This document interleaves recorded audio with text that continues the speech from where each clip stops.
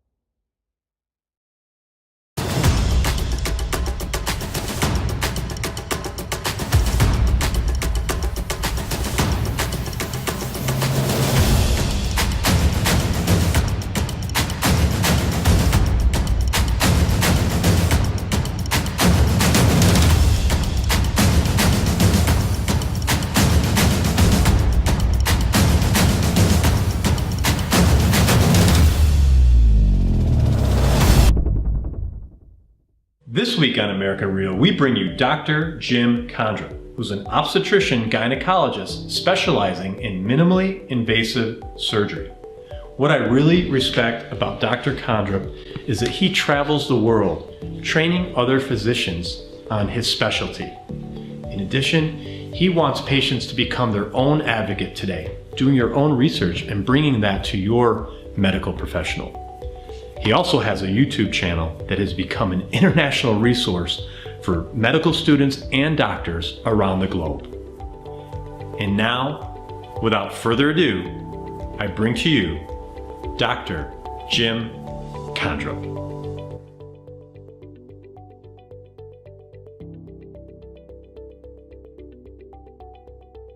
This is American Real. I am Roger Brooks, and today we would like to welcome Dr. Jim Kondrup.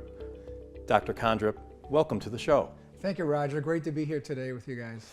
Well, I've been looking forward to our conversation to discuss your specialty. It's very intriguing. I love watching your YouTube videos. Thank you. And the education that you're doing around the world, really, to help other surgeons and professionals in the medical field. But before we get into that, can you tell us about your upbringing and how it all came to be, you know, as a young man to want to take on this field? Well, it's a ways back now, because I'm getting up there in the ages, but I grew up in Brooklyn, New York. I was actually born in Naples, Italy. My father was in the Navy, and it was time for me to be born. I was born on a naval base in Naples, so I had dual citizenship until I was around 18 years old. So then we came back to the United States, of course, and I grew up in Brooklyn, New York. We grew up kind of poor. My mom basically raised 4 kids on her own. My dad kind of left, and so for a time it was very challenging. We were kind of poor. I kid with my friends that we used to have to travel down, walk down to the different places and pick up the government food, the government jelly, the government cheese, the milk, things like that. And growing up, we really didn't have brand new clothes. We used to have to go to the store, sort of like a TJ Maxx, but not as nice. And we have to go to the store and buy irregular clothes because that's all we could afford. And I used to joke with my mother. She'd say, "Did you get those underwear or pants?" And I said, "Yeah, Mom, but it's missing a leg." So we would joke around. But she did fantastic. She raised 4 children on what was around, her maximum salary is $12,000 a year. So that was amazing. So luckily I was in New York and public school was free at that time. So I went to the public school system, went to college, and actually I wanted nothing more to do than to be a police officer. So I actually went to criminal justice college for 2.5 years. I was at John Jay College of Criminal Justice, a great place, a great school, doing very well today. But something kept bugging me. Something kept gnawing at me, saying that, yeah, you like this, but it's just not where you need to be. And I think that some people's fate is already determined already. I believe in that. I believe that there's a plan in your life. I've lived by that most of my life. And so the most of your grief comes from when you resist that plan. So people do have things, I think, that are set down for them to a certain degree. So for me, even though I love criminal justice, I knew it wasn't right. And then in order to go back and do pre-medical courses, it just added another year to college. Luckily, I graduated high school when I was 16, so I had that year to make up, but it was tough. My summers were gone. But I said to my mother, I said, I'm not going to be able to work much at all while I'm going and going to trying to be a doctor, trying to get into med school. And there's no guarantee that you get into med school. Okay. You do your best. You compete with all the other students who are a few years younger than I was, and then you hope to get into med school. You try your best. And a lot of that has to do with your grades, your testing, things like that. And it's a selection process? Yes, it is. And so what happens is a committee looks at you, looks at your grades, looks at your schooling and your test scores for your MCATs, they call them, your medical exam, like you take to get into law school, and they decide if they want to give you an interview. Then you get the interview and there's no guarantee you're going to get accepted. And is it true that you select your top, say, 5 or 10 areas that you would like to work? Sure. And for medical school, basically, I applied to as many medical schools as I could, and so we can get in. And my mom, of course, is helping me, giving the money, and I worked a little bit on the weekends, but I couldn't work too much. I had to study. I literally had to study. Some of my friends are born geniuses, but I'm not like that. I really had to work hard to get the good grades and work on that. So luckily I got into around 7 medical schools. I actually had an interview at Harvard Medical School. I couldn't believe it. And I got the letter. I keep the letter to today to show my children. They don't believe it. I didn't get into Harvard. But you got the letter. But I had the letter. That's right. So that was pretty cool to get that. Just to get there, get an interview there. And when I interviewed there, I almost felt like I didn't belong. It was, I come from a very blue collar family, and nowadays things have changed, of course. So then I got into medical school, and I chose to go to medical school in Syracuse.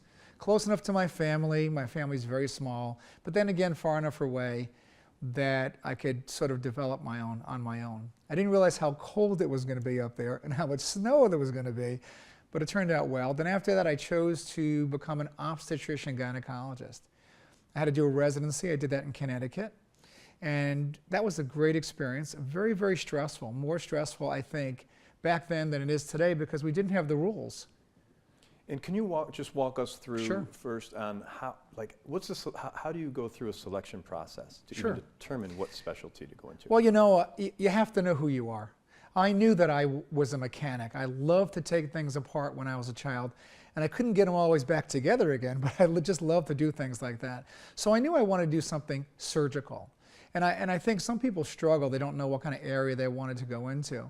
So originally my dream was to be a pediatric cardiothoracic surgeon. And then when they told me it was like 15 years just for the training, I'm like, what? So I turned out to be an obstetrician gynecologist. So what you do while you're in medical school, you get a chance to look at the different areas of medicine, and then hopefully you say one day, wow, I really enjoy this. I really like doing this, because you'd like to do a job that you enjoy doing, right? Right. You'd hate to be stuck in a job every day that you hate to go to. So when I was doing my rotations, I really enjoyed working in surgery, yet when I worked with women, I was able to do office work at the same time, see them as patients. With general surgeons or orthopedic surgeons, may see the patient just once and never see them again. Okay.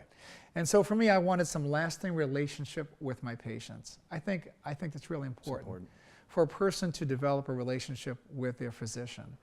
It doesn't always work out that way. Sometimes I just see people now for consults. So then while you're in medical school, you choose that, and then you choose basically where in the country you would like to train or live. And for me, I applied to a lot of different residency programs, and then I went interviewed there. I was lucky enough to work at the place for 4 weeks or be there as a student that I finally got accepted to. And then when you go to interview at these different programs, they then select you. They say, I think this person's going to fit in our program. I think this person's going to do well. And then you train for a number of years after that, depending upon what you choose, anywhere from 3 years to 5 years to 7 years, depending upon what you choose to do.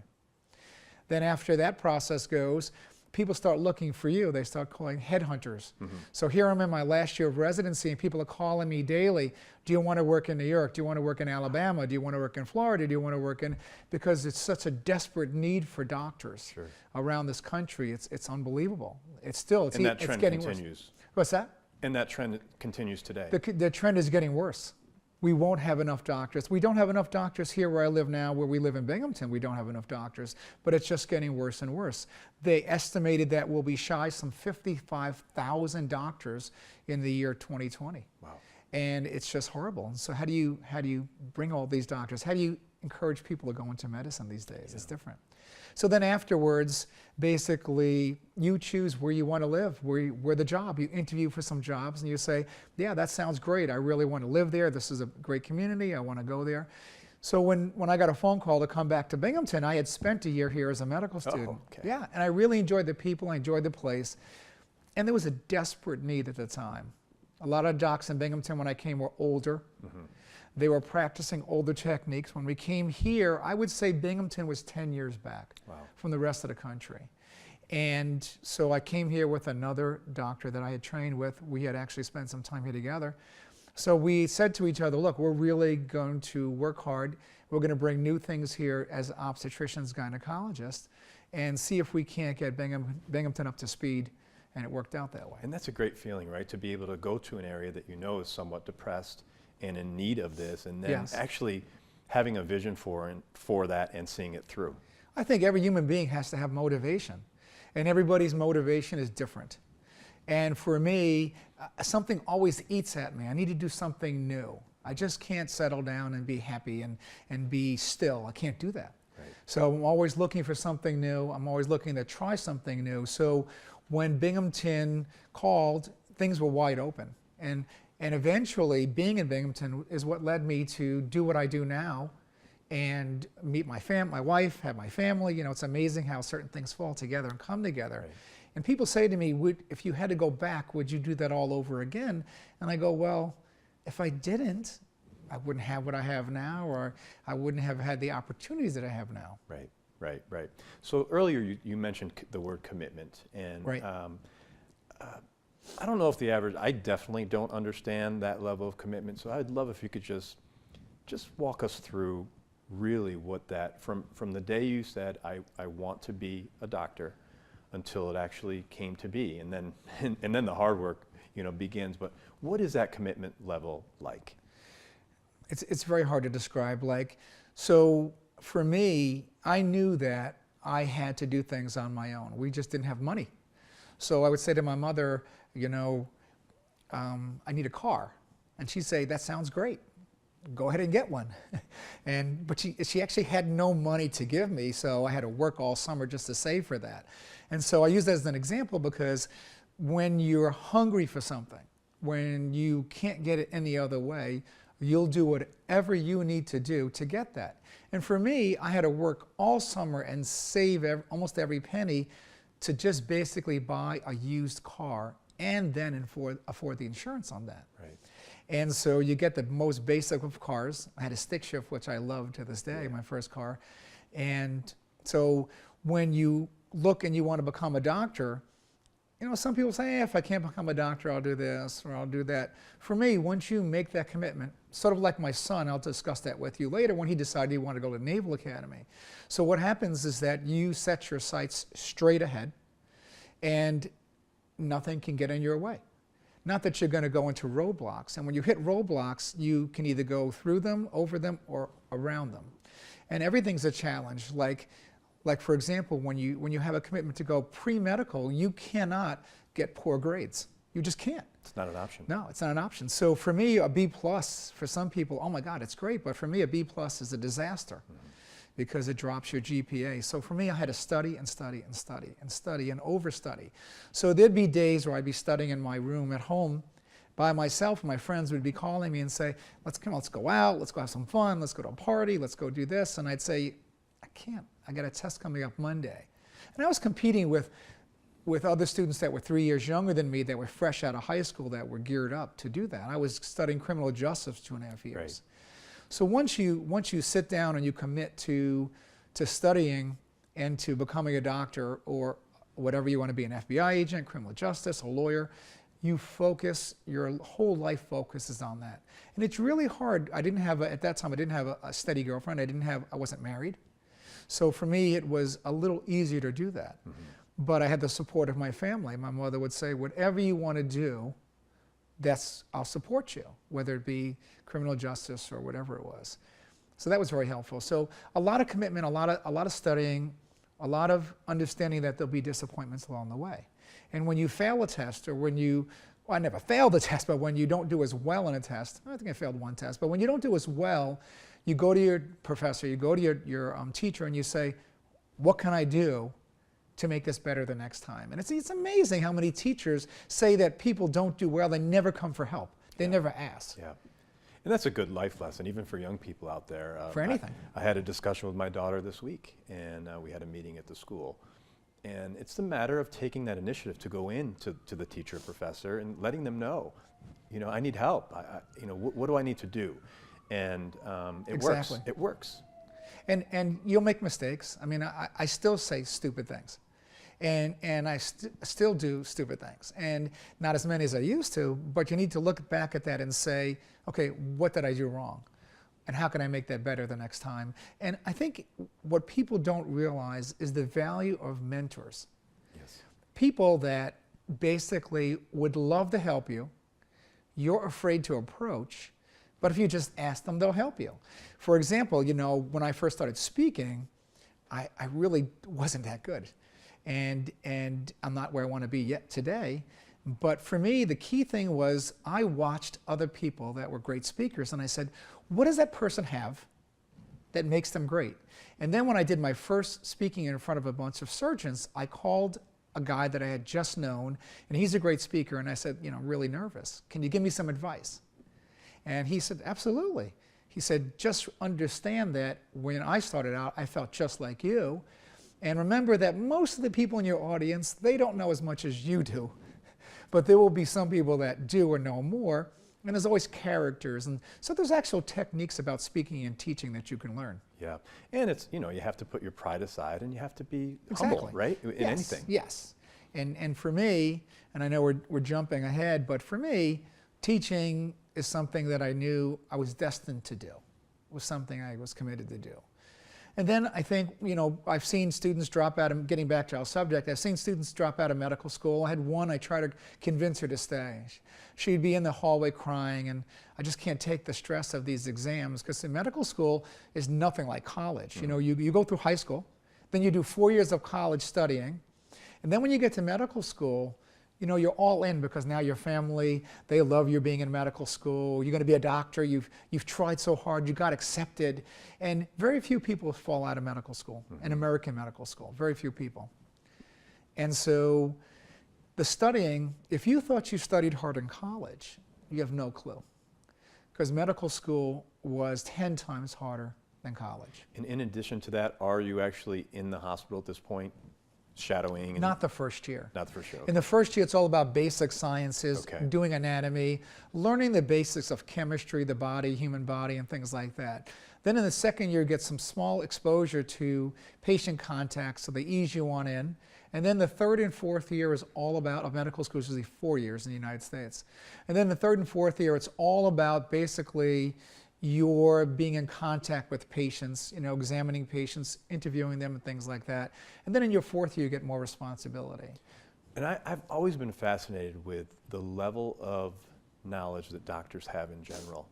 And you talk about the commitment to studying. But it's just interesting, when you go in, you don't know much, right? You went through 4 years of med school, or of college, and now you're in med school. Exactly. Is it memorization? Is it, you know, you mentioned that you weren't top of your class, and so you had to work extra hard.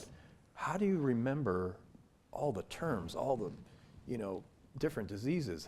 How does that, that's how powerful our brain is, I guess. Sure. Well, it's like anything. As for example, you can't have an Olympic athlete that doesn't train every day. And you can't have a singer that doesn't practice every day or doesn't practice constantly to sing. I would, if I came back in my next life, I'd love to be an entertainer or a singer. I'd love to be that. And some people have a gift. And then the hardest thing I think for people and for children these days is to find their gift. And so not everyone that's a doctor should be a doctor. You know, they choose to be a doctor because they're smart, they get in because they're smart, but they're not necessarily the best surgeon, they're not necessarily the best person to interact with their patients. But you train yourself, and I think that's the purpose of medical school and pre-med. You train yourself to learn how to take knowledge in on a rapid basis and process it. And then later on, like now medicine's like, I'm in my office and I'll be giving a patient medicine and she'll say, gee, can I take this medicine? And I'll say, hang on a second. I reach for my iPhone and I pull it out and it gives me all the interactions right in front of the patient. Where in the old days, I'd say, hang on a second, come in with a big book. Okay, so now the medical students, they study mostly on their iPads. And they look at podcasts, they look at videos, and that's why for me videos are important when I do my surgeries, because that's now one of the ways I teach. There's so many different tools to teach. And we'll talk about that. Yeah, and some people teach from doing and touching, and some people teach from reading. I don't learn from reading. I see. I learn from seeing. My brain is right-sided. My brain is touching, seeing, and doing. That's how I learn, and that's how most surgeons learn. So why do you do what you do? I mean, from a emotional and, you know, why? Well, I do many things, and you know, every person has different roles. You know, a father, a husband, you know, a family person, a surgeon, a counselor, a teacher. For me, I don't like the 9-to-5 desk job. I like to be up, move around. That's my nature. I was always a hyperactive child. And it was horrible. For a hyperactive child these days, or back those days, everybody thought it was a disease. Everybody thought it was basically, you know, your child needs to be disciplined more. But my body doesn't like to sit still. And when I was in grade school, you sit in the class for 3 hours while the teachers change. And it was horrible for me. And then when you get into high school, you know, middle school, high school, you change every 45 minutes, which is great for me. Right. In college, you know, you do what you do. In med school, a lot of classes, you can come in and out of the classroom if you need to and stuff like that. I always sat in the back so I can go out, get a coffee, come back in. That's just my nature. Right. And so for me, I do what I do because I like doing different things, and I like seeing results. I'm a result person. I like to see something right away. I'm an immediate result person. So for me, operating, being a surgeon, seeing a patient, meeting them, discussing things with them, getting things done, getting things finished, teaching, getting things over, for me, that's my nature, and that's my passion. And when you try to change that, like if they put me in a 9-to-5 job sitting at a desk, I'm done. Your body energy will be gone. Right. And you have to figure out what makes you go every day, what keeps you going. And when, you know, my mother died when she was 90, you know, she was an amazing woman. And until that time, she did the treadmill every day at 1 mile an hour. I couldn't get my treadmill to go 1 mile an hour, you know, it creaks and cranks. And so, but when she, you know, fell and got injured, and I remember her saying to me, I don't want to live like this anymore. I can't do this. It's not me. And I totally understood what she was talking about, because I knew her constantly on the move, constantly doing something. And then when her time came, she said, I don't want to do this. It's not me, I don't want to do it anymore. Right. So that means a lot. So I think that when you say, why do I do what I do, is because I'm driven from something inside. I can't explain what that is. Maybe it's God saying, this is what you need to do, so don't resist it, just go do it. Right. I mean, are there days, it's hard for a doctor to have a bad day, right? Yeah. Are there Oh, days, yeah. do you have, like Oh, all yeah. of us, bad days? Oh yeah, doctors have bad days, and you know, you have to be an actor or an actress, and we all have bad days. And I think somebody once taught me, and I don't remember who it was, one of my mentors said, look, you know, you're going to have a bad day, and basically the next day may not be bad. And so the strength comes from when you have a bad day, then know that the next day may be better or even outrageously fantastic. And so it's hard for people that are in severe depression to realize that just because you're having a bad day today doesn't mean you're going to have a bad one tomorrow. But the key to having a bad day is to say, okay, there's nothing I can do about it. It is what it is. And try not to take it out on everybody else. Right. Because people do. Yeah. And then people that know me well say, you're having a bad day? Like, what happened this morning? You know, I got up, the car was out of gas, or the boys left the lights on the car, the battery's dead, I got to get to work, you know, or something like that, or the phone was ringing all night, or they were calling me from the emergency room all night. Yeah, you have bad days. Or things just don't go the way you thought they would go. What's the feeling like to help another human being? It's very powerful, and it's not like you see in the movies where you see on ER where you cardiovert somebody, or you pull a knife out of their chest and save their life. It's in small increments. And I think what comes back to me is when I get a letter in the mail and I'm having a bad day and I open up a letter. It's almost like, okay, God's holding the letter in the mail, and then you're having a bad day, and then all of a sudden you open this letter and it's a patient saying how wonderful you were, you know, how you changed their life, how you affected their life. And so it's very powerful. And you know, you sort of get used to it, which is not a good thing. Because you start doing all these things all the time, and then that's just what you do until you step back, until some woman in the store runs up to you in Target or whatever you are, what store you're at, or Wegmans, and my wife's next to me. Oh, this is the guy that's responsible for you. You know, this is the doctor that gave my baby. And my wife understands what these things Sure. mean now. And so it makes you feel really powerful. And to see that you've helped somebody, or there are times where a patient is really in bad shape, and you come in and you save the day. And that's what led me to do a lot of my speaking on genetics now, which we'll talk Okay. about eventually, but it's a very powerful feeling, very, very powerful. And isn't that why we're here?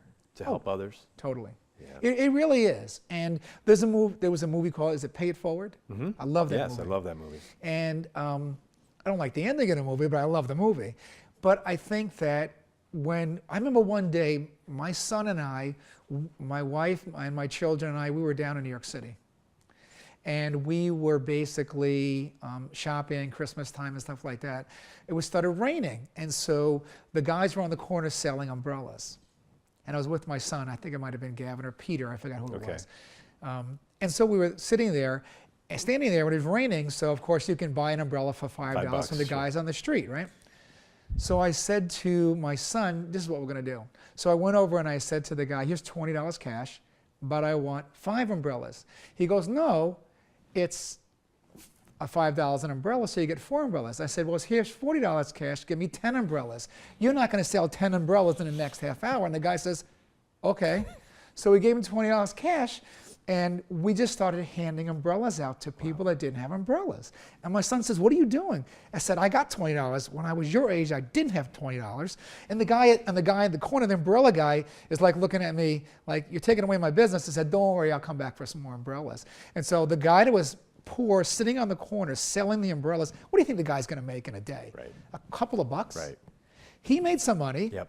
People walking by from different countries, caught in the rain, And a great lesson they for got your an son. umbrella, and I said to my son, how do you feel? He says, it feels great. But some people wouldn't take an umbrella. They thought something was attached to it, like, you know, I said, here, take the umbrella. And I'm like, it's okay, take the umbrella. It's all right to do that. But, you know, things like that, you know, they always help people if you can. Yeah.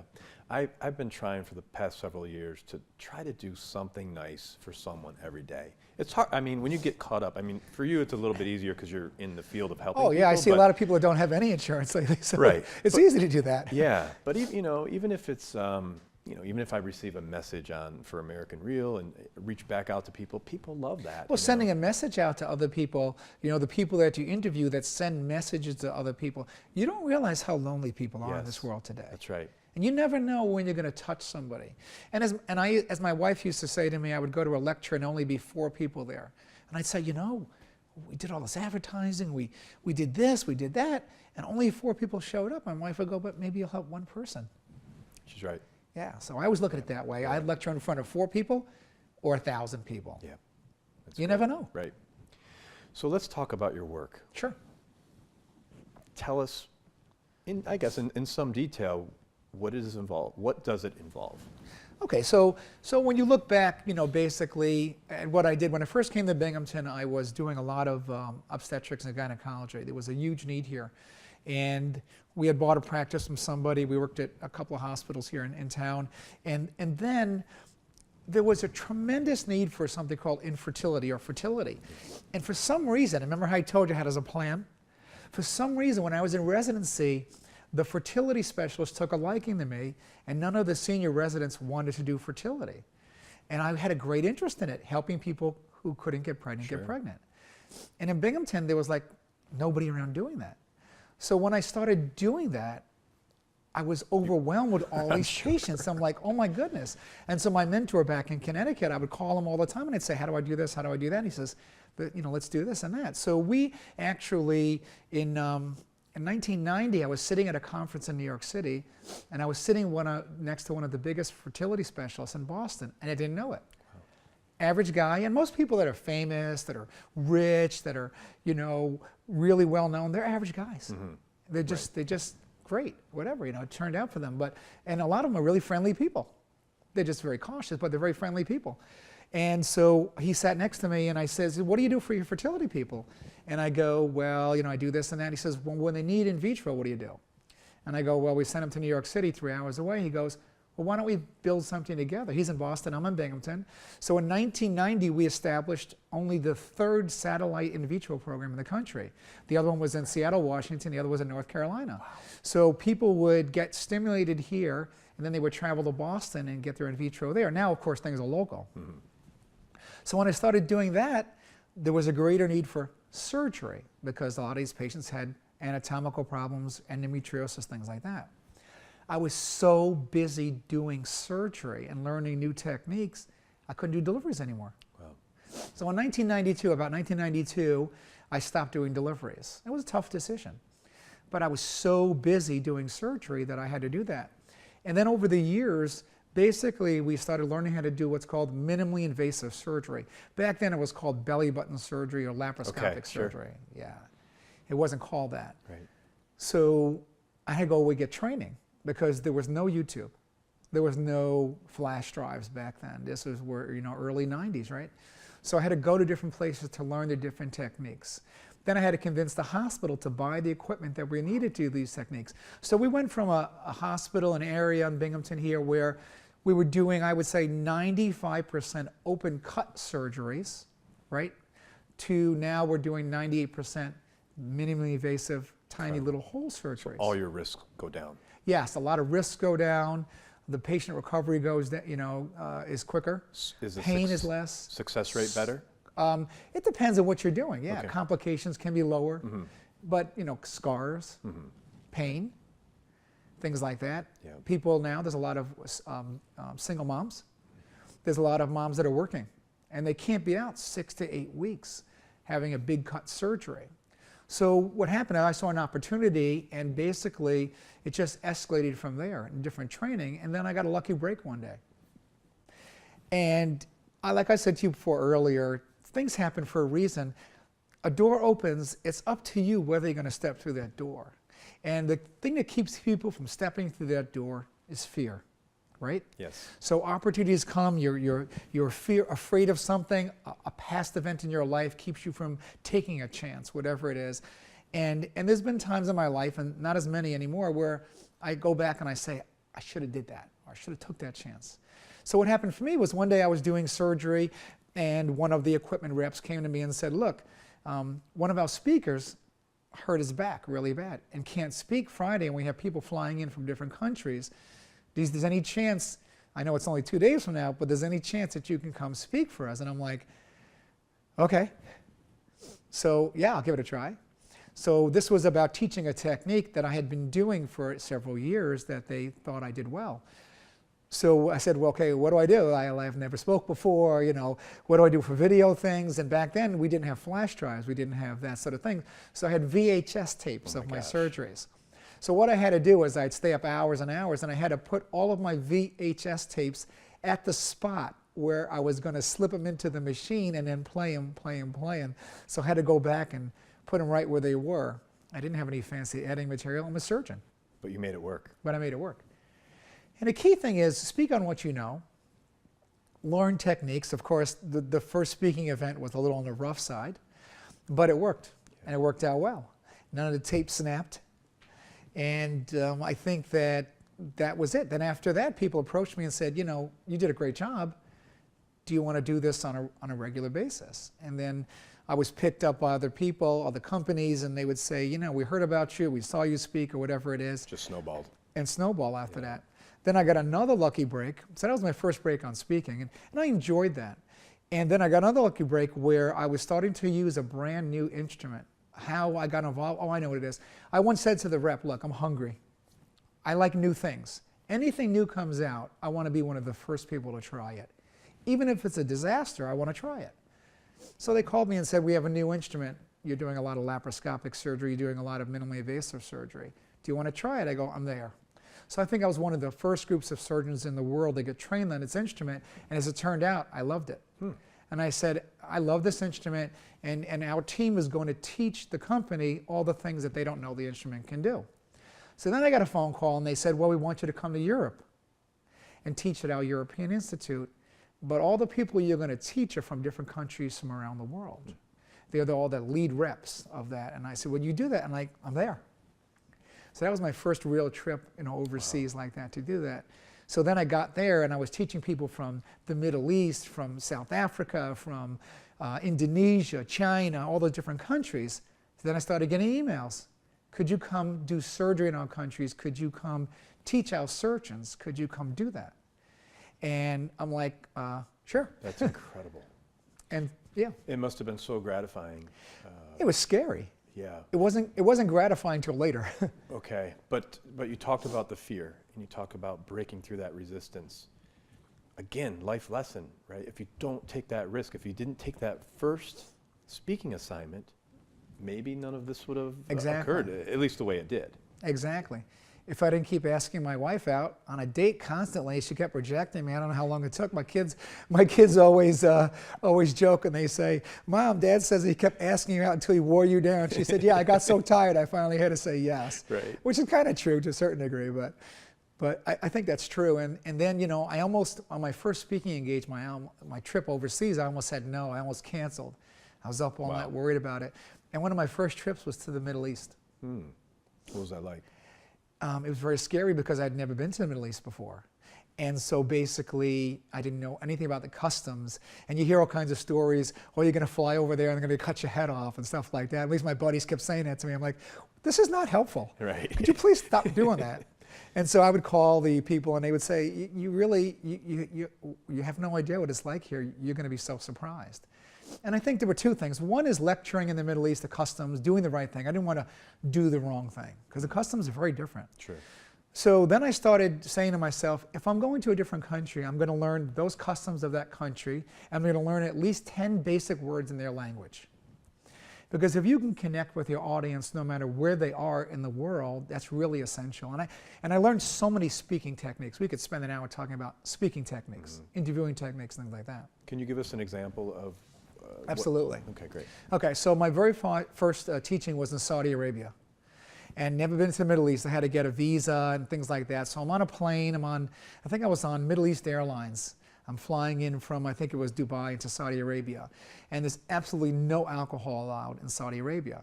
And you know, there's a beer here and there, but so it was going to be a dry trip, which was actually better because my mind was totally clear.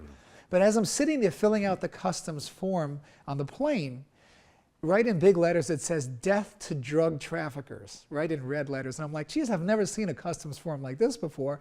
And in my bag is Tylenol, you know, some Advil, some Aleve, and I'm like, I wonder if that's included in What do there they or not. consider drug? Right. So I'm sitting on the plane, and this guy's like, "Are you okay?" And I'm like, "Yeah, I'm like, what, nervous, had to fill this out." He turned out to be the Minister of Energy, and I'm like, so we're shooting the breeze. Nice guy, talked for a while, and so I get to the Middle East, and this guy greets me, and turns out to be one of my best friends now. Great guy, a really good friend.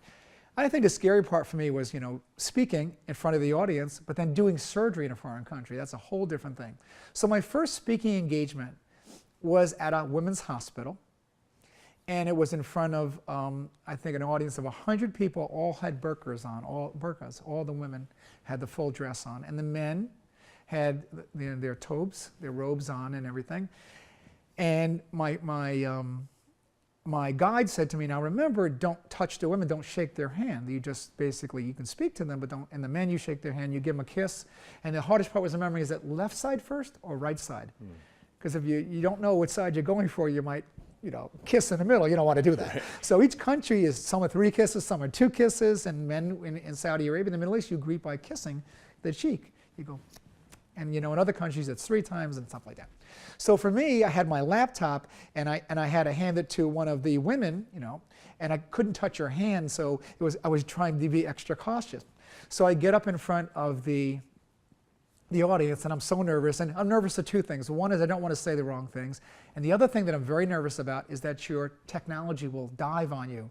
All speakers have that problem, but I've got that pretty much solved now. But all people think that your technology will crash on you, and then you're speaking on your own. So the first thing I said as I got up there, and they introduced me, and I said, Assalamu alaikum. I said, Sabah khair. And the whole audience clapped and went, outrageous. And so my rep looks at me and goes, how'd you know that? Well, you go on, online. I've asked people on the plane, people, the people that are serving you on the plane to say, how do you say good morning? Right. And what do you say? How do you greet somebody? What's the proper way to greet somebody? And then once you have the audience after that, it's great. And they appreciate that. And so I gave the lecture, it went well. And afterwards, one of the chief people said to me, your lecture was amazing, because usually we get some of the other foreign people and they talk down to us. They talk, in their language, and they don't make any attempt to understand our customs and things like that. And so that was amazing. Yeah, and it's those little, the extra effort that you give anyone, again, and it's a great life lesson. Makes a tremendous difference. Yeah. And it sounds like the welcome was, you were well received there. And worked out great. And were you asked to come back? Yeah, I've been back to Saudi Arabia like 6 times. Wow, yeah. So I've been all the different countries in the Middle East, and many countries around the world. Do you respect their customs? Not that you don't respect them, but do you respect that that's the way it is there? Or do you wish it was more Western? Well, I mean, you have to respect another country's customs. It's not your country. That's right. Americans generally think that everybody in the world should be like Americans. And so they often try to instill those customs, on those other people. But I think what you need to understand is I don't always agree with their customs from a lot of different angles, morally or whatever it is, but you have to respect their customs, no matter what they are. And I think that that's really important, and they appreciate that. Absolutely. They really do appreciate that. And from a surgeon, it's important for me to, women around the world are the same no matter where you are. Surgeons around the world, they struggle just like every other surgeon. And some of the surgeons in different countries are actually better surgeons than American surgeons, because they work with much less. And they get paid much less. Right. And they work so many long hours. And I feel for those people. And for me, it's very important that I can even teach them 1 or 2 things. But I teach them more than that, hopefully. But if I can teach them 1 or 2 things, that's important. And I learned something when I travel from surgeons in other countries also. Yeah. I was going to ask you the difference between, the U.S. and other areas abroad. And actually, I wanted to know, who do you think has the best medicine for all the places that you've been outside of the U.S.? Who has the best medicine outside the U.S.? In Germany? I think it's pockets. It is so hard to tell. I think it has to do with surgeons. I think who's the best surgeon? Who's a good surgeon? I think it has to do with the hospital, what facilities they have. Like I've been in countries where, for example, I was in Lebanon, and I did surgery in Lebanon, and I was at this one hospital, and I said, "This is amazing." The surgeon was amazing, and the equipment they had was better than some of the stuff that I had, and I'm like, "This is great." And when then you go to another hospital, and they don't have nearly as good stuff, and the surgeons. Are they a bad surgeon, or was the surgeon not trained well? Right. Sometimes, most of the times, they're not trained well. I was in the Philippines, and I love going to the Philippines because they just love you. And they're such lovely people. And they're so hungry to learn. But when I learned what their residents were getting for training, it was pretty sad. Like, for example, a resident could graduate and never do a laparoscopy, never do a small hole surgery. And I was like, why? Well, we need more funding. We need people to come teach them. Don't forget, in order to teach somebody something, you have to have a person that knows how to do that. Right. And that's where teachers are so important to do that. And are you still doing this today? Yes, I still teach a lot. Now, we do some webcasting now, podcast, webcast. A lot of my videos, they're seen by people all over the world. And I get feedback all the time, and it's really, really, that's what keeps me going. Because making a good video, I could throw up a surgery on there for 2 hours, and no one's going to watch that for 2 hours. When you edit a video to show the fine points and things like that, that takes hours to do that. And you don't get paid to do that. Right. But it's important. It's important. Yes. Oh my God, it's important. But I do travel. Education has cut back for many reasons. The finances of the world. The government has put so many rules and regulations on industry now. It's outrageous that they're afraid to make a move. They're taxed on all the equipment now, so they cut back on their education a lot. And sometimes I'll teach surgeons that come from other countries. Next month I'll be in Cincinnati teaching 10 surgeons from Brazil, as opposed to me going to Brazil. I've been to Brazil 3 times. Okay. So they'll bring them here for many reasons. So I miss teaching abroad. I do. I miss teaching out of the country. I still do a lot of teaching locally. And some of my teaching has moved towards genetic teaching, genetics and testing, as opposed to just doing surgery, even though I still do a lot of surgical teaching. I see.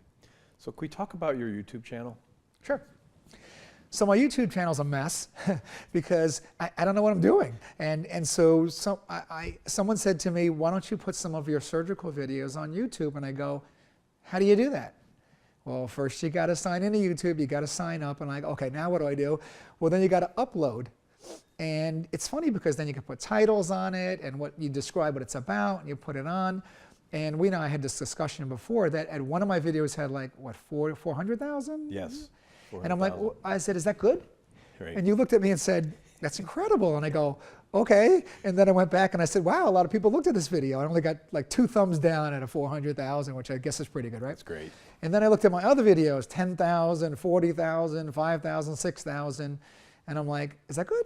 And then you said to me, how many followers do you have? And I go, I haven't a clue.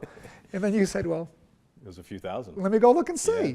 And so I didn't realize, and it's funny because it wasn't until I went to London to teach that, and we had spoke before that, and I got London, and a doc came up to me and says, they said, Man, what's going on? We need more videos. I go, what do you mean? He said, we use those to teach our residents. Why don't you make some more? And I go, oh, I didn't know that. And so I didn't realize the impact that it had. Yeah. Until people approach you and say, this is very impactful. So I've got a lot more to put up there, but I have other things going on in my life. Sure, sure. Well, American Real wants to help you, so yeah, we'll talk I appreciate about that. Let's talk about some of the conditions in the different areas around the world. What's the worst? I mean, we talked about some of the good. Sure. Anything? I think for me, going into a hospital where I'm going to do surgery, and that's what they ask me to do a lot when I travel overseas, is to do a live surgery and demonstrate things. And just when I think I've done the hardest surgery, or just when I think it's a difficult situation, something else comes up. So I think in the early days, going to some of the Middle Eastern countries were a little difficult because the nurses, the people that helped you, didn't speak English. You didn't have your team. So you're really operating alone. Operating alone, Yeah. exactly. Well, you have another surgeon, and you just pray and hope that that surgeon has good hands and follows you and knows how to work with you. And I brought my own equipment with me. And explain to us, so you're in the midst of this, what do you need? What do you need help with? Is it you need another instrument? Is it what? You need a clamp? What are some of the... Well, all surgeries are live surgeries. You can't go back and edit them later on. And sometimes I had an audience of maybe 8 surgeons, sometimes 30 in the room with me, and then sometimes a couple of hundred. And so basically, you're going to go in and operate on a woman you've never met before. You don't know what her anatomy looks like. You don't know what things look like inside until you actually put the scope in, the telescope in, and look inside and see that. And then you're expected to do like a hysterectomy or remove a cyst or something like an ovarian cyst or something. And so some surgeries are very challenging. So I need different clamps, different energy instruments, different things to make my surgery go smoother. And I used to bring 2 sets with me. So I'd bring one in one suitcase and one in the other suitcase. And then after 9/11, it was difficult to carry things with me because they didn't want anything sharp. So I would really bring my expensive things, like one instrument might cost several $1,000s. So I would carry with me $10,000 worth of instruments just in my backpack or my carry-on bag. And some of the people would say, you can't do that. It's too sharp or whatever, so I'd have to show my doctor ID or whatever. But then I get to a surgery and be doing surgery in a foreign country and hope that I had some of the things I needed and a surgeon that could assist me during a difficult case. So some of those cases were very difficult. I remember I did a surgery in Syria once, just before things happened. So I didn't meet the patient. I finally met her and went upstairs. She spoke no English. I was doing a hysterectomy on her. As it turned out, it was the first laparoscopic hysterectomy ever done in that hospital. And so I said to the people, I said, who's going to help me do the surgery? And they go, well, we don't know. And so they had to dig up a surgeon, a general surgeon, to help me. Turned out the guy was amazing. And the equipment that we had was very, very primitive. The TV I was doing the surgery on was like a regular small little TV. The suction bottle for the anesthesia was one with the little ball that bounces around in it. And the surgery went amazing. Wow. But it was in the second level down basement, the second basement level. And here I am in Syria, myself and the rep, and doing surgery on someone. And the temperature was 110 degrees. And I was wearing a cloth gown. Even in the basement? Even in the basement. And I said, could you turn the temperature down a little bit? And they were like, well, we only have one thermostat that controls all 5 floors of the hospital, so we really can't turn that thermostat. I said, I'll be fine, thank you. So the surgery went great, but to get to Syria, we had to travel from Lebanon over the mountains through Lebanon down into Syria and go through a lot of different roadblocks and things like that. And there's what's called the neutral zone of 10 miles, and that was pretty scary. It was pretty scary. How long ago was that? That was just before the Arab Spring, so quite a while ago. Okay. Maybe we're looking at 8 years now, 9 years, something. I lost the exact date that it was. And then my last long trip overseas was Vietnam. What was that like? It was an experience. Well, first of all, you know, I get to Vietnam, and I think I landed in Hanoi and Saigon. I had Ho Chi Minh City and Saigon. Okay. And once again, I was expected to do some surgeries, but I didn't know anything about the facilities and stuff like that. So, but by this time, I was getting smart. So at this time, I recruited the company that also made the video systems to bring their stuff in. And they were so helpful. And the Vietnamese people were just wonderful to me. Wonderful. They greeted me like I was an amazing, you know, professor, surgeon. They were just amazing. And so I met the patients before surgery, and the conditions are getting better, but you know, you'd have 6 women in one room. Wow. And the surgery, basically, you'd have a backlog of dozens of surgeries for these surgeons because there just aren't enough surgeons to do the surgery. And they are so hungry to learn over there. They're wonderful people. And they're so hungry to learn new techniques. The young surgeons that are coming up, they just want to learn it so much. So our goal was to teach them laparoscopic hysterectomy through small little holes. That was our goal. And to show them the techniques that we do to keep complications down, but yet make it affordable so they can do it quickly and make it affordable for everybody. And a hysterectomy is a removal of the uterus? Yes, removal of the uterus, sometimes the ovaries, but it's just you remove the uterus, whatever disease it is. So we were so successful. So I did a surgery there, a live surgery in front of hundreds of people. So the rooms have different rules than they have in the United States. The room was packed. So I had people like bumping me while I'm doing the surgery. It was cool. I was used to it after that. What an experience. It was amazing. Yeah. It's like, I had a microphone because everything's live, and they got cameras coming from all angles. They probably have interpreters. Yes, yes. and you don't want to screw up. Right. It wouldn't look good. Right. So the pressure's on you to do that. But once you get started and you get focused, you just do what you normally do.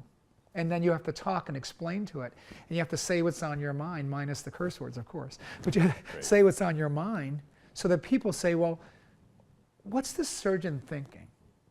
I think people want to know, wow, these actors, these actresses, they're so cool, these singers, they're like, what do they really feel? What do they really do? And people say to me, what are you thinking when you see that situation? And I remember I was doing a surgery I was in Indonesia at a small hospital that had beautiful equipment. I couldn't believe it. And so an artery got cut before I could coagulate it, and it was bleeding, and that's okay, it happens. And so I heard somebody say, what's he going to do now? And I had like so many people watching me. And so I said, well, this is how you handle this situation. We took care of it. So you're thinking out loud. Right. So And if you have a beautiful, perfect surgery when you're teaching, people want to know, what do I do if I get into this situation? What do I do if I get into that situation? Right.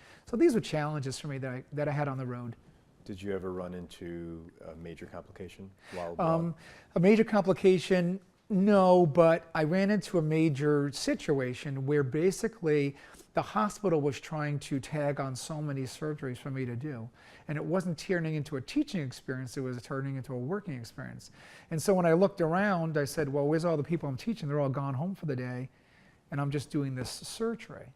So there was some friction with that. And so in future cases, we said, well, this is what we're going to do, and this is what we need. So no complications like that. And it probably just goes to show you the demand over there for this type of Absolutely. surgery. Yeah. And it's still there.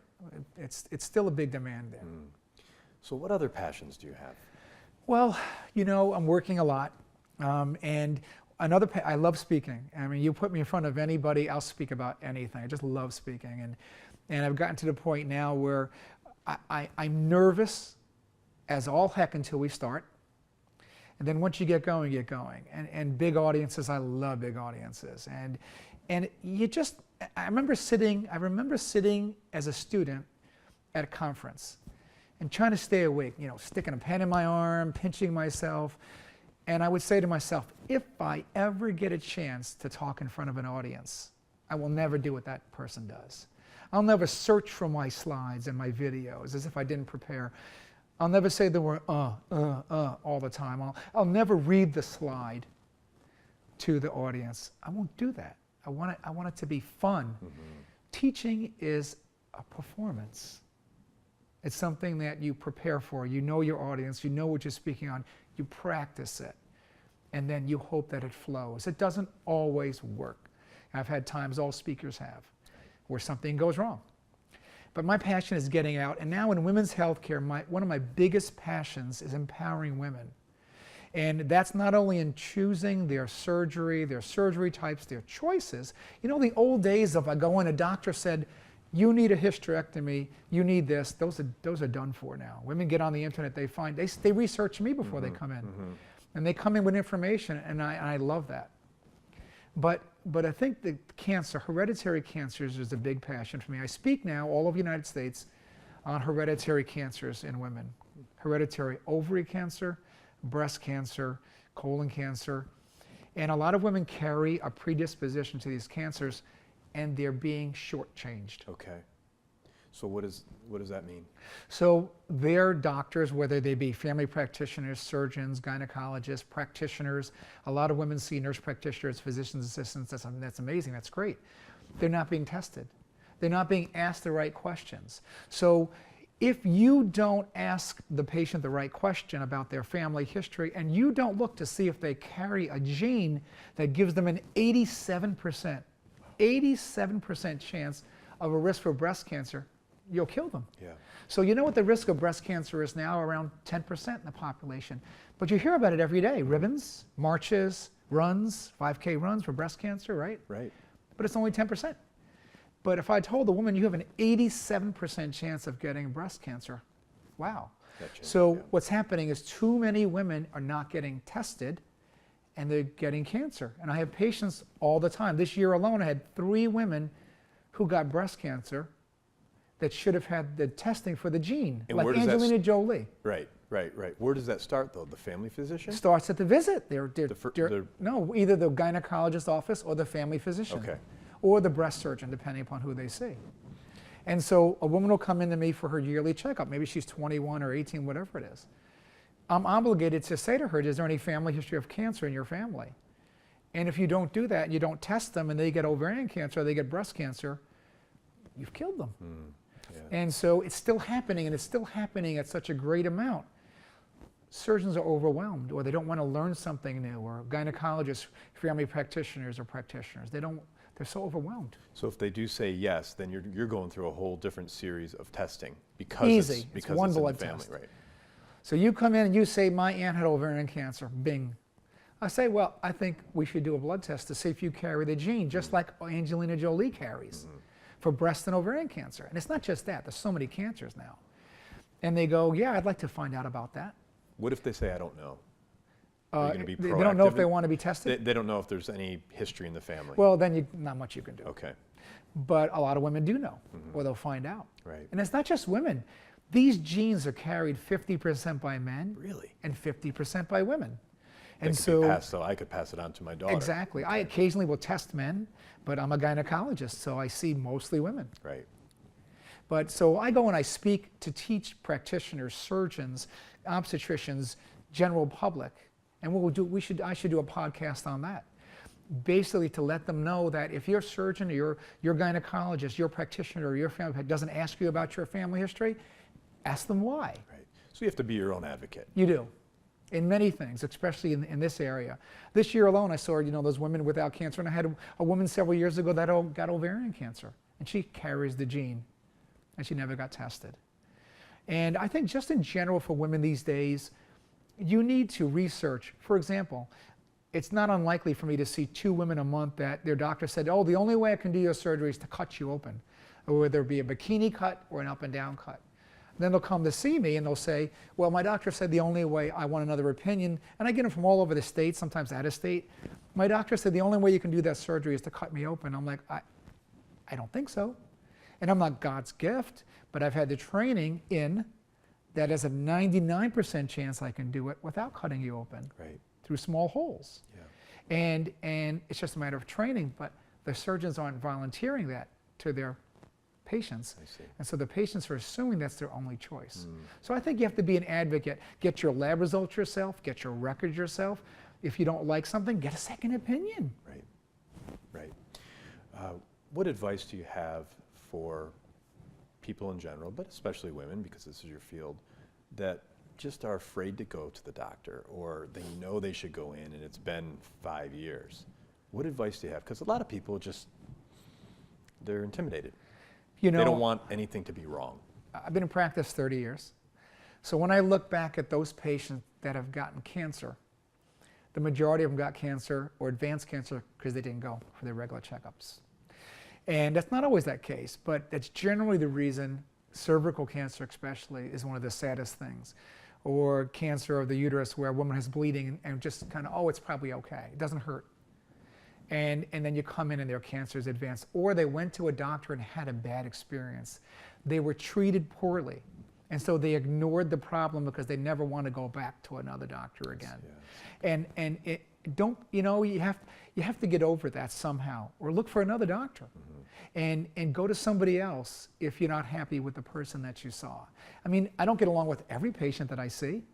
I mean, you put your own personal biases in, you have a bad day or something like that, or you just don't click with somebody, so go to somebody else. I mean, I'm happy with that. I send patients to other surgeons to do things that I can't do. So don't be afraid, because you're not only affecting yourself, but you're affecting your family, Right. your children, the people that love you, your friends. They don't want to see you die. They don't want to see you, could have done something that was preventable. Those are the saddest moments when something was preventable or easily curable. And now they let it go so far you can't do it. And it is the difference between life and death, right? If you're not Totally. getting checked on a, annual basis? Is Well, annual or semi-annual basis, or even when you have a problem. Now here, especially in Binghamton, it's access. Even if you want to go see a doctor, you can't. It's so sad. And you know, a lot of it has to do with many things in medicine, but you know, each state you're in has different rules and regulations that make it harder or easier or difficult. So you talk about being your own advocate, Sure. and it's so important. Actually, when our daughter Alexis was born, she's now 15, she was born with a hemangioma on her eye. Sure. And it started to swell up, you know, to the size of a golf ball. And we took her into the pediatrician, and he said, "It's okay, it'll go away." And we said, "How long?" And he said, "About 10 years." So this is our first child. We didn't know what to do. We started, you know, calling friends that were doctors and whatnot. And that's when I realized you have to be your own advocate. Have to be. So had we not taken her out of this area to go to the surgeon that specializes in these hemangiomas, because they're high risk anyway, and then to have it, you know, on the eye or you know, in the eye, which hers was. So we found Dr. Milton Wayner, who was out of Arkansas. He transferred to New York, and he actually performed the surgery. So I've been through it firsthand, and I can only say that I you know, believe you 110%. Sure. And hope more people will become their own advocates, do the research, do the Google searches. So what percentage of people would you say that come in to see you are their own advocate? You know, I'd say around 30%. And it's probably increasing because of social media. And you get a lot of bad advice on social media. Like I'll say, "I think you should take this medicine." "Oh, I saw that on Facebook and I'm not doing that." And I'm like, okay, but my personal experience is this might happen. Right. And so you'll be okay. But you know, we don't do everything here. We're a small city, but we do a lot. And so we do a lot of good things here, but we don't do everything here. And I think that you need to go to someone who does it a lot. For example, there was a movement back several years ago where they said basically, we don't want people to specialize anymore. We want everybody to do a little bit of everything. Oh, okay, but then you're not the best at everything. But now it's coming back. So now what they're saying is, okay, say your surgeon does this surgery twice a year. Would you rather go to a surgeon that does it twice a day or does it twice a year? Because it's well known that the more you do something, the more situations you come into. That's why training, military training, you do over and over, police training over and over again, because each situation, you may never see it, but you might see it. So when you go to someone who only does something once in a while, like the hemangioma, you're not going to get also the updated advice or the experience. So some things are easy, tonsils, you know, maybe appendix, but some things are more involved. And when they're more involved, you need to go to a place that has access. You were lucky to be able to make calls. You were lucky to be able to travel. Some of my patients can't even travel. Some don't even have enough money for the co-pays, let alone get permission for their insurance companies to let them go out of the state or out of the city. Yeah. So, but you have to be your own advocate. You have to look after the different options that are open to you. Speaking of the military, I noticed your pin, Thank you. On your lapel. Tell us about your son. Well, my oldest son, when he was in high school, early high school, he decided one day, my wife's family comes from a big military family. My father was Navy, my mother was Army, but my wife's family, admirals, commanders, lieutenant commanders, captains in the Navy, I mean, Marines, things like that. So she comes from a big Navy family. And for some reason, and I didn't push my son, one day he said, "I want to be in the Navy." And we said, "Okay, that's great, no worries." He says, "Well, I'll do ROTC, you know, Reserve Officer Training, but I want to go to the Naval Academy." And we had never been to the Naval Academy, so where he came up with that, I don't know. But he said, "I want to go to Naval Academy." Washington? In Annapolis, Maryland. Annapolis, right. And I go, "Well, you know what it's like to get in there. It's like, you know, they get like, there's only 1,000 slots. And the first thing you have to do is you have to get the nomination from your local representative or the president or the vice president. And I don't happen to know those guys personally. So, and I don't even know your local representative. So, and then you have to do well in school and you have to be a well-rounded person."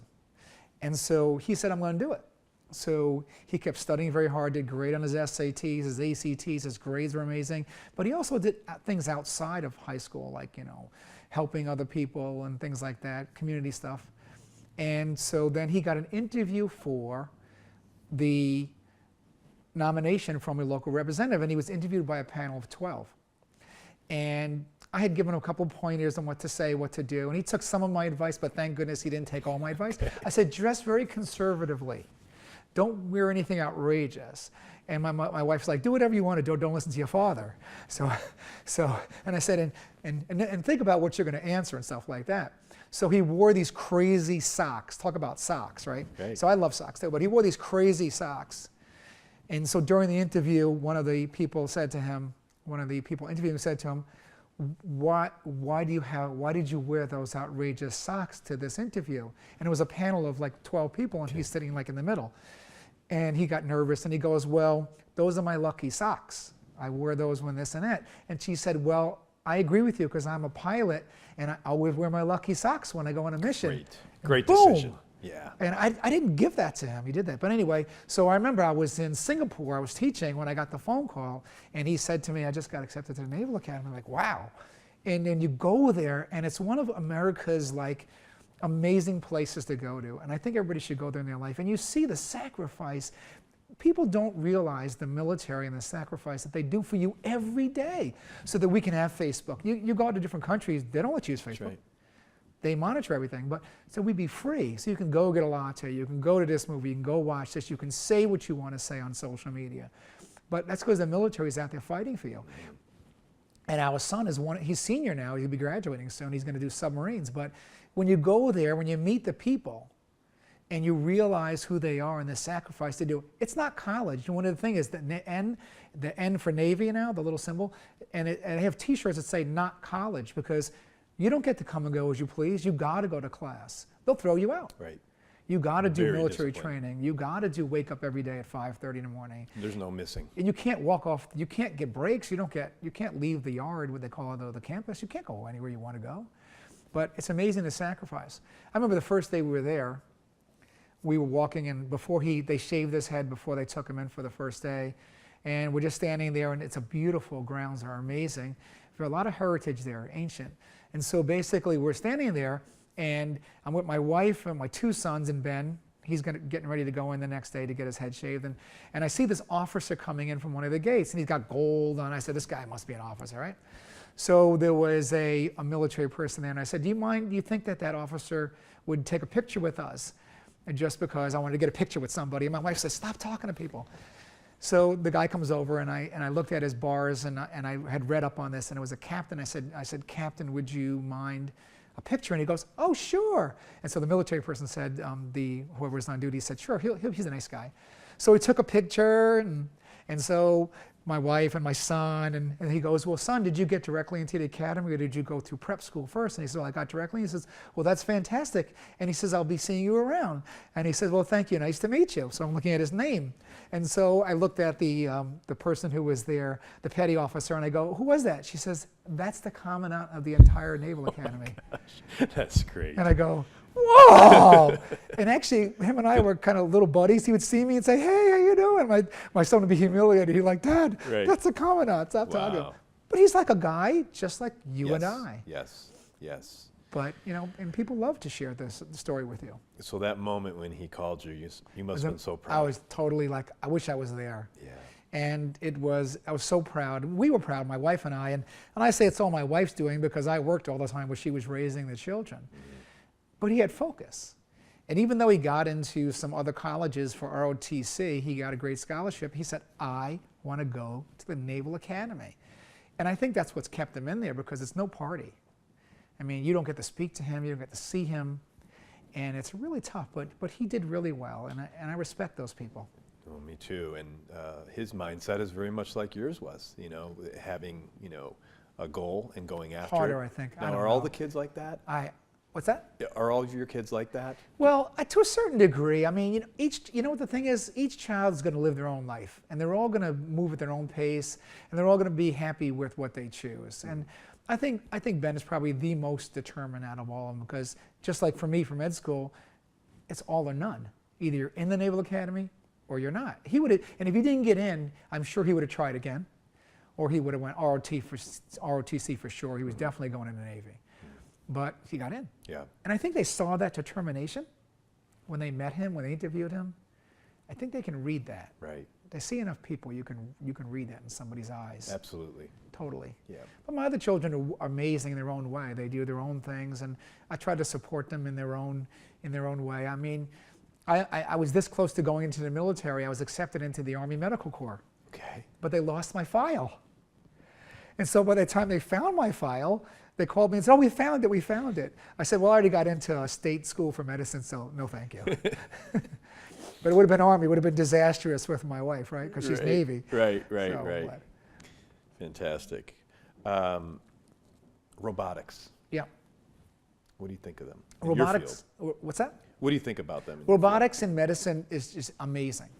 Now, the thing about robotics is it allows, robotics, do you know where robotics started? Robotics was commissioned by the US Army because they wanted to be able to perform surgery in a dangerous area up on the front. So the Army, and I know one of the generals that was commissioned to do that. And I became good friends with him with my speaking. I ran into him one day.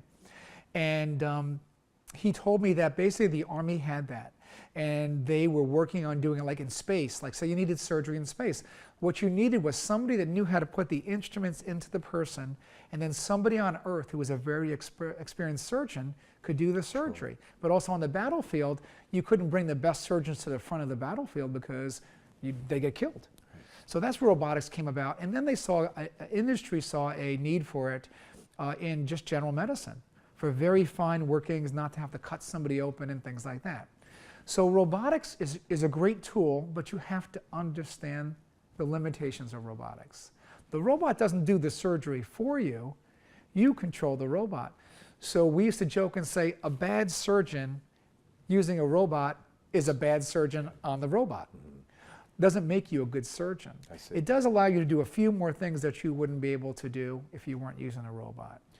In that example you gave of the surgeon back on the computer, you know, and someone on the battlefield, is that happening today? You know, I don't know. Some of that's secret. Yeah. A friend of mine works for NASA. He actually went to medical school with him, and he's a captain at NASA. And he asked me questions from time to time about those things. You know, I wouldn't be surprised. The thing that's difficult is the lag. Mm-hmm. You can't have any lag. Like you can't move your hand and then 2 minutes later it moves up in space. And then, oh, there's some bleeding. Okay, so then 2 minutes later you do this. So it's getting there. And like any lag, like Facebook, podcasts, things like that, live podcasts, once that lag is gone, and it will be because it's getting better every year, then it's applicable. It's very doable. Very, very doable. Do you have any experience using robotics? Oh, sure. We actually my partner and I brought robot here to Binghamton. There was no robot here. They approached us and said, well, do you want to learn how to do the robot? And, you know, I was doing things without the robot, and I said, yeah, it sounds like fun. Let's go do it. So we got trained out in California at the headquarters and brought it to Binghamton. We did our first couple of robotic cases, I don't know how many years ago it is now, 10 years ago at least. And it's been great since. And so I don't use it much anymore because I can do the same thing without the robot.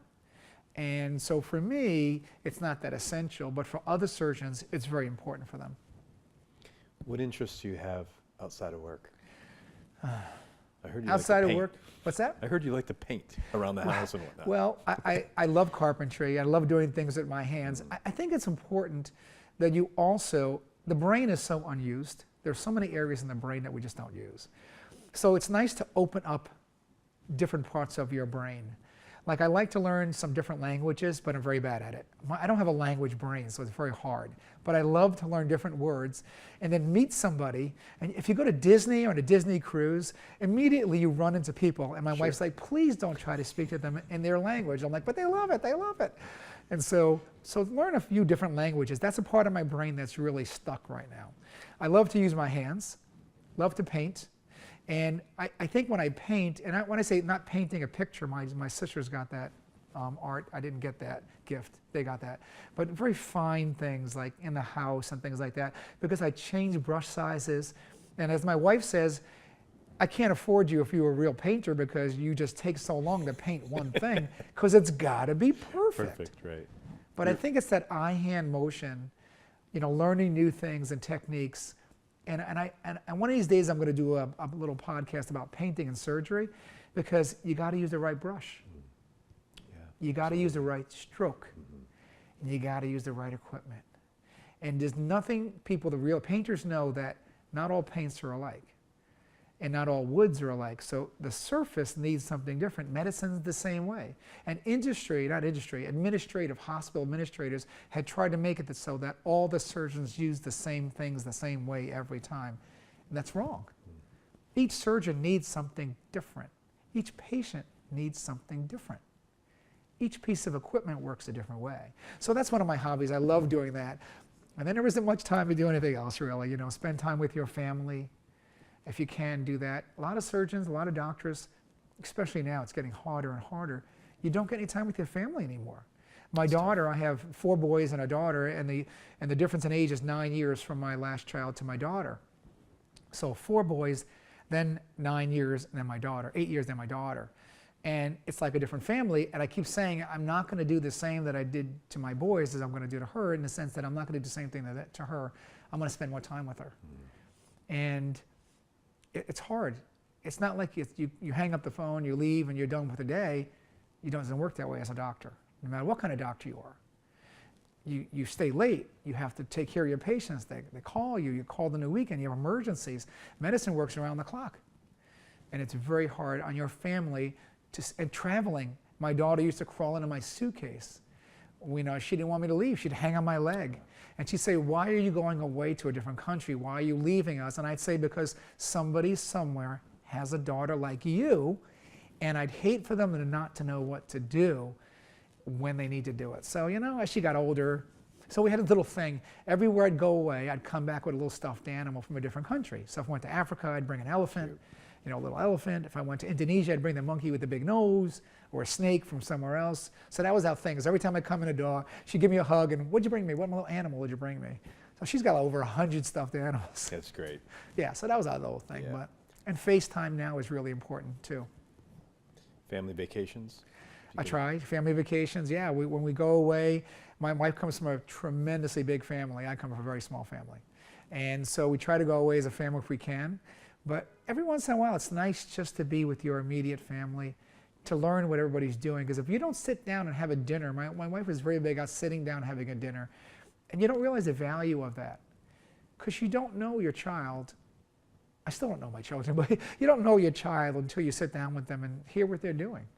And so we're big of going around the table and saying, so what did you do today? What can you, say something nice. What did you do good today? Or what did you learn today? Maybe it was nothing, maybe it was one thing. And it's interesting. Important. Oh my God, we've given that up. Yeah. Did you see that commercial recently with who was the Talladega Nights star, where he got the iPhone, and it'll come to me, but so it's a movie star, and he's at dinner, and he's got his cell phone, and the daughter's saying, I had a really tough day in school today, and he goes, shh, shh, shh, I'm getting something on Facebook, be quiet, and it's great, and it talks about that. And I love that commercial because it shows you now how you've given it up. So at our dinner table, cell phones are gone. Yeah, ours That's as well. important. Yeah, and it's great. Yeah. So you've taken a lot of flights over the years to different places. Any memorable moments, any memorable people that led to a good conversation? Yeah, totally. First of all, the relationships. First of all, I will tell you that first impressions are sometimes, or most of the time, wrong. All the biases I had about different people in different countries, I'm amazed at how wrong I was. People around the world are very, very nice. They really are. Sometimes it's governments that aren't nice, but the people are genuinely just wonderful, and they treat you so well, and they appreciate what you do. And I remember one moment, it was my second time I'd been in Saudi Arabia, and the temperature there is, oh my God, it's 100 degrees, 105 degrees. And I had just finished a surgery, just done a hysterectomy. And I'm sitting in the back of the car, and I always wear a suit when I travel, and it's gotta be 110 degrees in the car. So I'm sitting in the car with the people, my guide and the representative that's taking me around. And so these people are walking towards the car. And it's a man with his traditional robe on with the hat and the band and the tobe, it's called the robe, the white robe. And they're walking rapidly towards our car. And I said to my rep, I said, oh my goodness, I screwed up. Something went wrong with the surgery. They're worried. And so I said, what happened? And so the guy goes, don't worry, don't worry. So he opens the window, and the guy says something to him in Arabic. And he hands me a pen and a watch. And so I said to them, what's the matter? And the guy turns around and he goes, that was, you worked on his mother. You just did surgery on his mother. And he's giving you something that's extremely valuable to him. It's a beautiful pen and a watch. And I said, well, I can't take it. And he goes, you have to. And I said, why? He says, they come from a poor part of the country and they traveled all the way here for you to do the surgery on their mother. And you did it, and she looks amazing. Because these surgeries, when you do them and they go well, the patient's sitting up in bed and going, did I have surgery? And so I took them, and I said, you know, shukran, shukran, which means thank you in Arabic, because you have to learn those words. And, you know, they were so grateful. And now I keep a case in my office where when something like that happens, I put that in the case. And people say, why do you got that watch? Why is there a watch in your case? So why is this in there? Why is that in there? And so things like that are very, very memorable to me. And people have so little in other countries. They really, really do. Yeah. They really have so little. Have you, do you collect anything as I know you said you like to bring things home for your daughter, anything absolutely. for yourself? Oh, yeah, you know, well, I was big on Starbucks cups. Okay. So every country I went to, I would say to my guide, we got to stop at Starbucks. And he goes, why? So I said, I need the Starbucks cup that say this country in it. So they're all over the kitchen. My wife wants to throw them out. But I don't have the one from Syria because I didn't have time to get to the store to get it, and then now everything is a mess. But so I'm waiting, hopefully I'll get that one. Starbucks cups. Some people give me gifts. Whenever you go to a different country, they give you gifts. Mm-hmm. Like I have a full robe from Saudi Arabia, and I have the hat, and I have other things that they've given me, you know, gifts and tea sets and things like that are great. Dates are really important over there. They give you dates, you know, the kind you eat. Right, you know? Yeah. right. And so that's important. So that's really good. But I think all the relationships, the pictures, the photos, the moments you have with people that you share, those are really important. You once told me a story about sitting next to Cal Ripken Jr. Yeah, sure. Can you share that? I was actually on my way to London, and I just gave a lecture in Baltimore. So I get on the plane, I'm on a Delta flight, and I'm on the way to Atlanta to catch my overseas flight to London, right? So I'm sitting there, nobody's sitting next to me in the very front row, and all of a sudden this gentleman sits down, very tall guy, and I look at him and I go, I know this guy from somewhere, I just don't remember where. So I'm watching a movie, and he reaches over and he shakes my hand and he goes, my name's Cal. And so I go, oh, my name's Jim. And I go, look, and I put my headphones back and I go, Cal is and Cal Ripken? And he goes, yeah. And I said, oh, I'm sorry, I didn't recognize you. And he goes, that's the way I prefer it. So it was a 2-hour flight, 2.5 hours. And so people behind me, I look back and they're like, their eyes are wide open and they're like, they want to be in my seat. And I'm like, well, that ain't happening, number one. But you know, I was speaking to him and he's a great guy. And we just talked about things, and he talked about a safari went on and talked about this, talked about his son, talked about this and that. So I said to him, if you ever need a gynecologist, give me a call. I gave him my card, and I didn't take a selfie because, like, okay, I mean, that's great, but he's a guy just like the rest of us, but a great guy. I mean, really nice. And I think some of these people feel lonely because I've met a lot of, you know, people over the years that are very famous or rich, whatever it is, and they just feel like they want to have a nice conversation with somebody, you know? Without being bothered. Yeah, Sure. and it was great. We didn't talk much about baseball because I don't know much about it, but he talked a little bit about it. He was going to the All-Star game, I remember, and he had all these things he had to read, all the stats he had to memorize, so he could talk about it. You know, He was doing his prep work. Yeah, I was doing my prep work, and he was doing his prep That's work. right. It was kind of cool, just sit there, shoot the breeze with him, and you know, he didn't feel intimidated, and I didn't feel intimidated, and that was kind of nice. That's neat. How important is it, doctor, for people to live out their story, their life story? Right. You mentioned, you know, some people just don't have the resources even to be able to travel, to have, you know, something medically taken care of. But in general, for people that are watching, for people that are thinking about what they want to do in the future, not to have the fears, the resistance, how important is that? It's their life. You only get one life. And you know, it's hard when you have a family and you have to make a decision like that. There are different factors. Everybody has their own situation, their own story. But you don't know what's on the other side of that door. Have I made poor decisions? Absolutely. I had my own practice for years, and I went out of business. That's just the way medicine is. Medicine is very against doctors now. It's horrible, and I don't know why. But have I made poor decisions? Sure. And have I recovered from that? Sure. But if I didn't get my own practice, I never would have met my wife. I wouldn't have her and my wonderful children. So things go certain ways. But that one decision, that's why I like to watch America's Got Talent and stuff like that, because sometimes, as they say, as the judges say, this 2 minutes has changed your life. And whenever I see those shows where that happens, I'm like, yeah. And for me, it's not as glorious as being on TV in front of hundreds of thousands, millions of people, but it's different. And so for young people, should I do that? What if it doesn't work? Well, if it doesn't work, go do something else, or at least try it. But what if it does work? Like when people say, what's it like to speak in front of people? And I said, I'm going to give you some pointers, I'll give you some tips, I'm going to do this, but you know something? Go get out there. Go do it. And when people give me advice, I love it, because I'm like, oh, how could I do that better? What did I do? What can I do to do that better? What can I talk about that? It's a shame that probably I'll be my best just before I have to retire and stop speaking, right? But make that decision. Just go ahead and take that chance if you can. And sometimes it's risky. Sometimes you risk everything. Yeah. And especially for young people, I think young people these days, it's because of social media and things, they kind of go into like a self-cave. I don't think that's good. You got to get out there. And how hard do you push your child? Should you tell your child, I want you to be this? I mean, I told my wife I wanted all 4 of my children to go into the Navy. She said, well, you can't push them. I said, well, some parents do. I said, but I don't know when to push and not push. So it's a tough balance. It's a tough balance. Yeah. It's not easy. It's not. Not easy being a parent. That's right. If you could go back and give some advice to your 20-year-old self, anything different that you would tell yourself? Knowing what you know now? Yeah, yes. It's a common thing that everybody says, don't worry as much.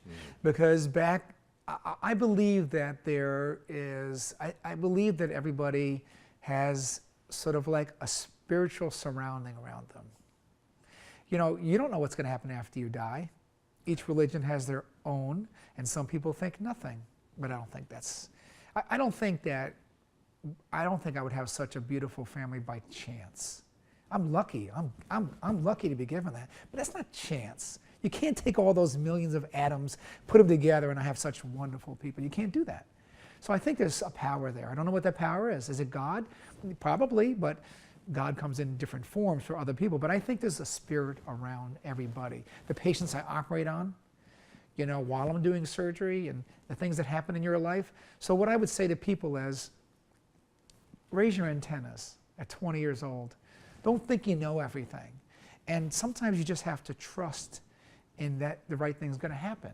And at 20, I worried about so many things. At 20, I was worrying about getting into medical school. And would I have still done the same if I didn't worry? Yeah, but at least I wouldn't have worried as much. Right. So when I meet someone that appears not to worry as much and they still do well, I wish I could have done that. I wish I could have learned that. I wish I could have mastered that. How to be successful and not worry as much. I wish I could have done that. That's what I'd give advice to young people. Don't worry as much, but also be careful, because there's a very fine line between bad things in your life, like drugs, getting addicted to things. There's a very fine line by having too much fun and not taking a responsible life route. It's a very fine line. Yeah. So easy to be on the wrong side of it. And people go back and forth that line all the time. But eventually I say to my boys, and I say, look, you're good kids, you're great kids. Always stay on that line of goodness. Stay on that side, no matter what you do. Great advice. What happens after we die? What do you think? I would like to think after I die that I'll come back as something different. You meet people that have old souls on them. I think my daughter has an old soul in her. She's just amazing. I don't know how she got that. But I definitely think that you don't just disappear. There was a movie, and it was about the people that went to space and they came back. It wasn't The Martian, it was another one where the guy went to somewhere, a planet, came back, and he was there, and a book falls off the shelf, and his daughter looks and sees the book, and then she finally meets him when she's older, because we all live in time. Time is always together, okay? And so basically, I think that I hope I'll be there to look over the people what they did for me. So I hope I'll be there for my kids to look over them, to be a spirit around them. I think that if you and I are sitting here right now, and my mother came in spirit, you'd have a heart attack, and I'd say, really, I'm in the middle of a shoot. Because for me, if that happened, I'd be okay with that. I see. But the average person, if a spirit showed themselves in one way or another, it would destroy them. Mm-hmm. But maybe it's a breeze. Mm-hmm. Maybe it's a person that smiles at you. Maybe it's something that goes right for you. Maybe someone sends you a message that you don't know what that is. Maybe your day goes well. Yeah. And maybe they give you these bad days so you can appreciate when a day goes well, right? Yeah. Think about that. Yeah. If every day was good in your life, you would get used to it. You would appreciate it, mm-hmm. right? Mm-hmm. So I think after you die, you exist as a spirit. And you exist as an entity that helps other people, and it might be your own people, who knows what, I don't know. I'll let you know later when I run into you. That's great. Well, this has been wonderful. It's been great, thank you for Definitely want to have you me. back, because there's so many other topics that we could Totally. discuss. But before I let you go, Dr. Kondrup, Yep. One last question. Sure. What do you want your legacy to be? My kids, everything, they call me legend, and I'd say, first of all, I don't want one of those boring sort of wakes where everybody comes by and they're all sad. Don't be sad, I've had a great life. Don't be sad. I want to have a party at my wake. I want to have that's fine. I want to have a great picture there, I want the mortician to put a smile on my face, okay? I don't want to be like, I don't want that. But I want my kids to say, yeah, I made a difference to somebody in my life. That's what I want my legacy to be. I made a difference. People, he was a great teacher. I really enjoyed that guy, He was awesome, and he did everything he could to put everything into teaching something, no matter what it was. He put his all in there. That's what I would like. That's what I want. And to be remembered as a good father and a good husband. Awesome. Well, thanks so much. Thank you, We Roger. appreciate it, and we'll do it again. Sounds great. Thank you. Thank you. Thank you so much. Great, thanks.